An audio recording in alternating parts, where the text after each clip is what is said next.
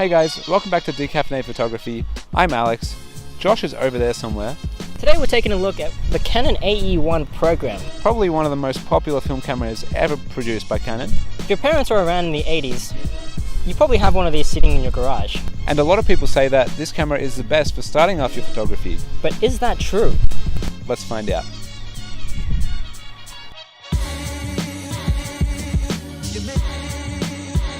The Canon AE-1 Program. Weighing in at 575 grams, it has a very rugged look, with metal highlights and a textured grip for all your gripping needs. On the top of the camera is the shutter dial. Next to the shutter release is the AL selector, which allows you to lock the camera to prevent the shutter going off in your pocket. And on the right is the shutter release. To the left is the ASA selector. The top also has a battery check button and a shutter counter. The only notable thing on the back of the camera is the card holder, where you can remind yourself of the type of film that is loaded, just in case you forget. The AE-1 Program takes Canon FD lenses, which are quite cheap at the present time because they can't be used on Canon EOS DSLRs. As you can see, we have the 50mm lens attached to the body right now. The AE-1 Program does not work without a battery though, so you need to make sure you have one. You can usually find these at your local camera shop for about $10. So that's enough about the tech stuff. Let's take a look at why this camera has such a good reputation. Let's get out there and shoot some stuff. Hey there. So the Canon AE-1 Program was made famous for its famous program mode. Now that's its automatic mode, but we'll get to that in a second. This was introduced in 1981, shortly after its predecessor, the Canon AE-1, which was released in '76. The famous program feature was originally made very popular with the Canon A1, which is a very advanced SLR for its time. Consumers then wanted that program feature, which is the all-automatic feature, to be added onto the Canon AE-1, which is where we got this beauty of a little camera, or a little camera, big camera, the Canon AE-1 Program. It's pretty good. Walk with me, let's go have a look.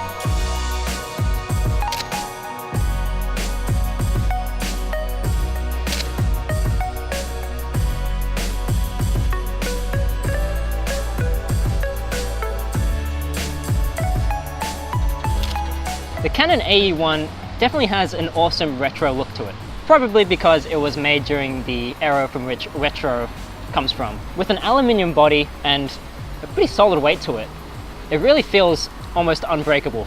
I could just drop it. Even though it has an aluminium body, it does get a few dints and dents every now and then, and especially if you put this camera to good use. But it doesn't really matter, because the more dints and dents it has, the more badass you look. Am I right? Looks and specs aside, we need to stop and appreciate this thing for 1 second. The sound this thing makes is nothing short of beautiful. You are definitely correct, Alex. This is probably one of the most satisfying shutter noises and shutter feels I've ever used. It definitely helps because it actually makes you feel like you're capturing magic. Oh, that's beautiful. All right, I'm gonna start walking. Follow me.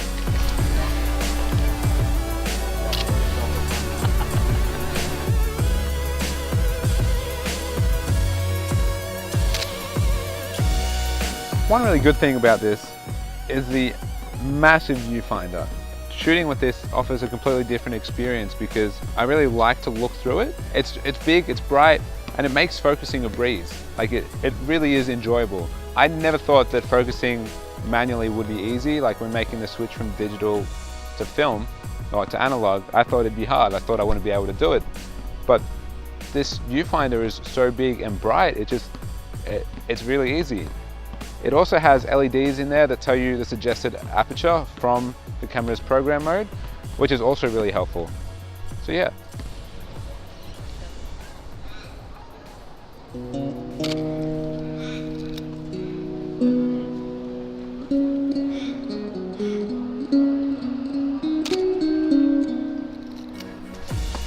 So the special thing about this camera is if you change the shutter mode to program and change the aperture ring to automatic, it effectively turns into a point and shoot, which is really cool. Which is pretty much what the big selling point of this camera was back in the 80s. It is an easy to use, very beginner friendly camera. I guess it can be likened to a point and shoot that is very similar to the MJU2 or the XA2. The only thing that could be a problem is that it's pretty bulky, it's pretty heavy, and you can't really put it in your pocket. What does that mean? It's really different cameras for different uses, but they're just as easy to use, and there's two different situations. The only advantage from this over the MJU2 is that this one you can actually nail the focus. I mean, there is no autofocus, but you don't have to rely on the autofocus. And also, really cool thing is that you can turn it off. You can turn off automatic mode and go to manual mode if you so desire. Something that the traditional point and shoots really just lack. And you know me, I do love my manual mode.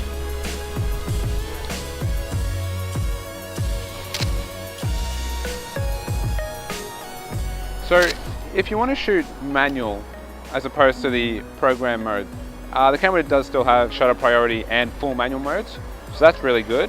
Personally, I like shooting in program because it, sometimes I'd say it works better than either of us shoot. We're probably both really bad at exposing, and so sometimes it nails them better than we do. Put the lens to A, put the shutter dial to program, get out there and shoot some film. So all in all, I feel like this retro camera is an amazing all-in-one camera. It pretty much has everything. It's got automatic, it's got manual. You can pretty much control everything about everything. Canon's done an amazing job in making this camera super intuitive and very versatile. You can pretty much use it anywhere you need a camera. Events, landscapes, headshots, all that good jazz. I really want to get one of these after using it for a little bit.